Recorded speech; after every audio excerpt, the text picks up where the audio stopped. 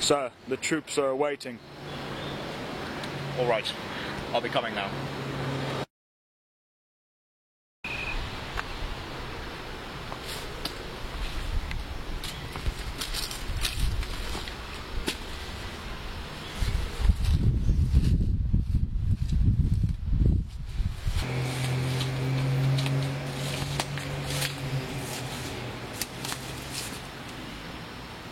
Soldiers, brothers, some of you have some regrets, some final thoughts. I see the fear in your eyes, the discontent, your passionate embers slowly dying out. Soldiers, brothers, I know how disgruntled you must all feel. Why is it that you must fight a war for the Scots? Why must you sacrifice your lives and give it all up for some foreigners? After so many years of trouble caused, and now you must come to our rescue? I have the answer to your distress. England and Scotland are one, two faces of the same coin. Anglo-Saxons, for Christ's sake. And right now, your family from the north is suffering, and it is your imperative duty as men to go up to the front and fight for your family. Some of you brothers don't seem to grasp the magnitude of the torment my armament, your armament, is suffering. You have not seen the evil that controls Scotland. You have not seen the killing fields that have been created in this tyrant's wake. It is our task as men to put an end to the nefarious devil that calls himself Macbeth. As Christians, as Britons, it is our duty to engage in this crusade against the forces of Penumbra. Do you know, Macbeth? Do you know who it is we are fighting against? He is not human, I can assure you that. Some of you don't know his true tale, the origin of my descent. Once, he was a man like many whom I see before me, a noble soldier, a fighting spirit. And then something changed inside of him. He became corrupt. Something, he was possessed. It is said, and it's been found, that this same Macbeth, once a true friend of mine, had been working with witches, agents of Satan himself. Macbeth had become the servant of hell. Macbeth and his wife, both were found scheming. Some seed of hatred was born inside of them, sprouting within each a destructive frenzy. They killed my father, King Duncan. A more noble man I shall never have met. They killed him, brutally stabbed him in his own sleep. No way to go down. And just because this same Macbeth wanted to usurp power, his lust for power was too much consumed him. I saw it. The darkness in his eyes and in his soul. And it was so obvious that it was he behind the regicide committee. Macbeth quickly took over the reins of power, a title that did not belong to him. He denied me and my brother from our rightful inheritance, the Scottish throne. But it was too much for Macbeth. Royal blood is necessary as a key to operate a kingdom.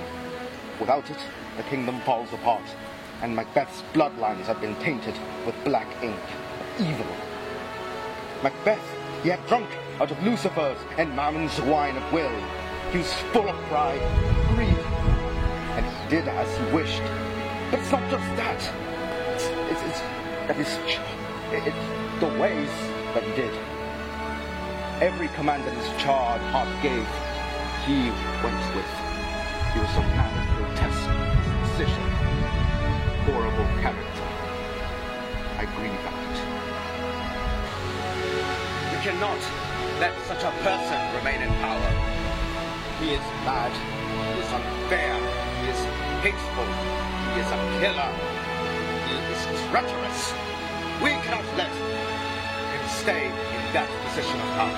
He does not deserve it. Certainly, through history, there have been many kings that have been born and risen out of the ashes of murder and deceit. But that does not give him justification for the acts he has further committed. Assassination isn't unholy enough. Look upon the genocide that Macbeth has undertaken. He has reaped the land, creating a blood harvest in those that work against him or talk of capitulation. He has purged his own ranks in order to eliminate competition. Rest in peace, my poor Banquo. We shall remember you. And Macduff, the poor man. If I were not such a man, I would cry for him right now in front of all of you to demonstrate my pain. The poor Macduff lost his family, his children, his wife, all brutally slain at the hands of thieves and thugs, at the cold icy daggers.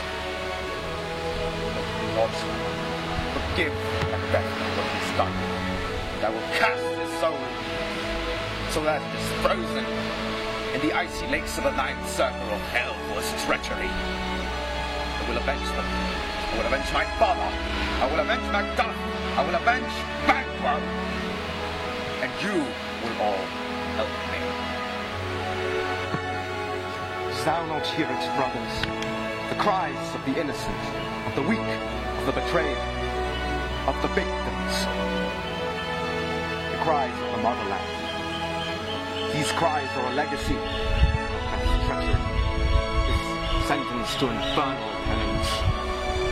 Your blood ties with this land, they summon you. You must protect her like the honorable men I know you all are. If Albany was a body, we would be the antibodies. And now, honorable men, there must be a disease that must be tended to.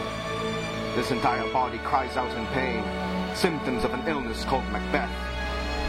He must go, and we will rip him from this body like the parasitic cancer that he is. His death will be swift and brutal and decisive.